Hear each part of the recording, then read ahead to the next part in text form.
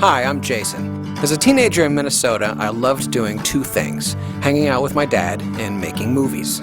I actually shot 19 short movies with my friends from school, and while my dad liked them, I wanted to make a film that he loved.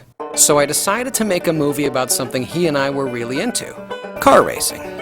When I was 15, I wrote a script about a guy that raced his Isuzu Pup pickup truck in the Indianapolis 500, and my dad got totally into it. He built me a full-sized Indy car cockpit. I convinced a cast and crew of 25 people to help make costumes and sets. We even got a real racetrack to let us shoot there. 500 Miles to Indy was to be my magnum opus, the movie that finally made my dad proud. Unfortunately, something went wrong. And all that remains is this: my original script. Today, thanks to the help of Mortified, I can finally bring my epic vision to life.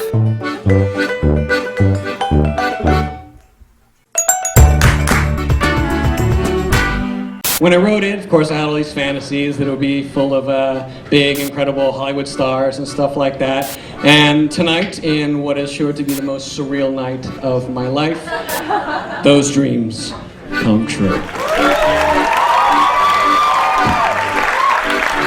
Scene 1. Racetrack. Early morning. Time trials. Light fog. Through the fog, on the track, appears a blue 1986 Isuzu Pup pickup truck. Damn teenager, get off the track! The truck pulls up and stops at the starting line. What the Sam hell do you think you're doing? I don't think we've met. I'm Hobart Drizzle. Any of you guys tell me who car number 1 is? Well, Hobart, that's J.J. Logan. What kind of track record? Pretty nice from the looks of it. A lot of first place marks, including 3 Indy wins. Suddenly, Logan's car passes him very quickly. Holy cow! And just like that, Logan wins the race. Logan removes the helmet, and long hair falls out. It reveals that, in fact, she is quite female. Drizzle is totally in love, but still totally cool.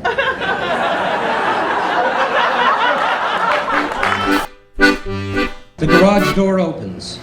It is the enigmatic woman driver, J.J. Logan. She walks slowly to the front of Hobart's truck, caresses the door frame, and eyes its hood. This your Isuzu in the race today? Yes, ma'am, it was. How far are you planning to go with this thing? The other drivers look at Hobart. As far as it'll take me. Evil race car driver Emil Spoto leads Hobart to the top of a high hill. Everything you see belongs to me. What do you think? Hobart, how would you like to own this estate? Own the people? What? Watch. He snaps his fingers at the gardener and points to some flowers. What are these? Gladolias, sir. They look awful. Get rid of them. Yes, sir. True power. Join me, Drizzle. Join the Spotto racing team. With you at my side, we will take Indy by storm, and the trophy will be ours. The only thing that matters once you've won is who you have on your side. What strings you can pull and what lives you control makes the difference in being a winner of a car race and a legend among men. If people can't live without you, you will never die.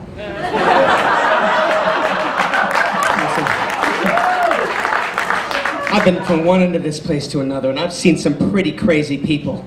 But ain't none of them ever said something as crazy as what you just told me. You know, you'll probably win a lot of races, Mr. Spoto. Become a rich and powerful man. But you know something? After a while, nobody's gonna be on your side when you win anymore. If you win Indy, your pit crew won't pour champagne on your head, 'cause you might fire them.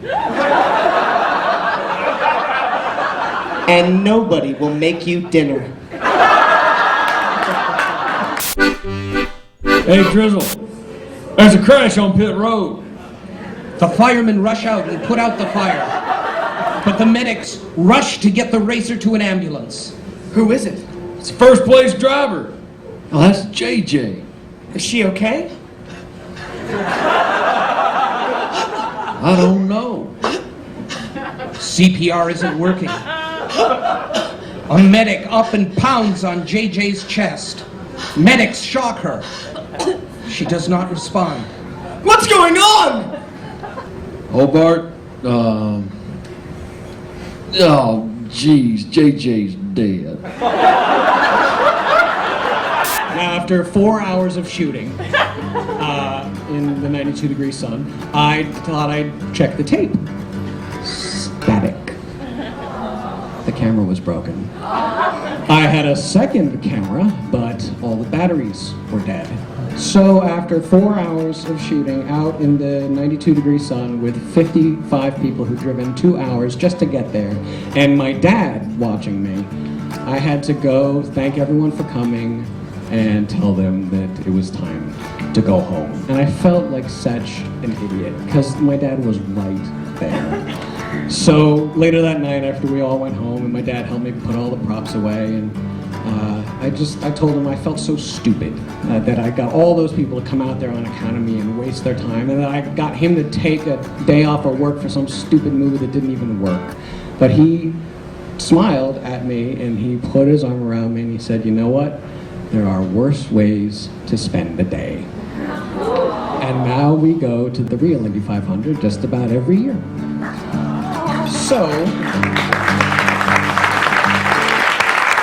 So this is the never-before-seen ending to 500 miles to Indy that we couldn't film that day because the cameras were broken.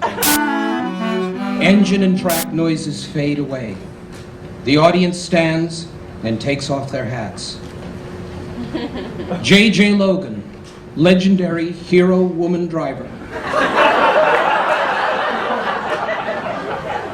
is dead. Drizzle's face twists into an expression of anger. He faces forward and roars out of the pits as the crew chief watches. The crowd goes wild.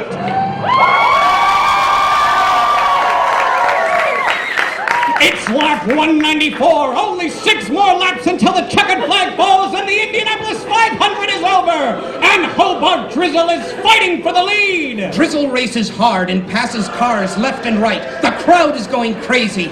He passes the crew chief, who gives him a nod. Go for it, Hobart. He catches up to the leader, Emil Spoto, his mortal enemy, who fights hard. Drizzle's truck is shaking apart. They take a hard corner, neck and neck. A hubcap flies off and bounces away. Now they're side by side with 1 lap to go. He looks through his side window at Spoto. You're nothing, Drizzle! You should have joined me when you had the chance! Who are you even racing for?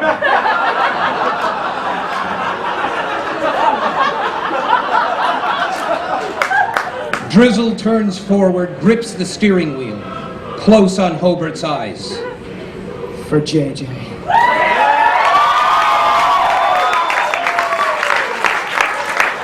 He jams on the gas and races for all he's got. At the finish line, the winner is Hobart Drizzle by only 3 inches. The closest finish in racing history. The crew leaps and hugs each other. Cameras flash. The crew is jovial. Drizzle rolls down his window, drives away on the open highway. He faced impossible odds and never gave up. He's a real winner. Drizzle and his pickup disappear in the distance while the credits roll. The end.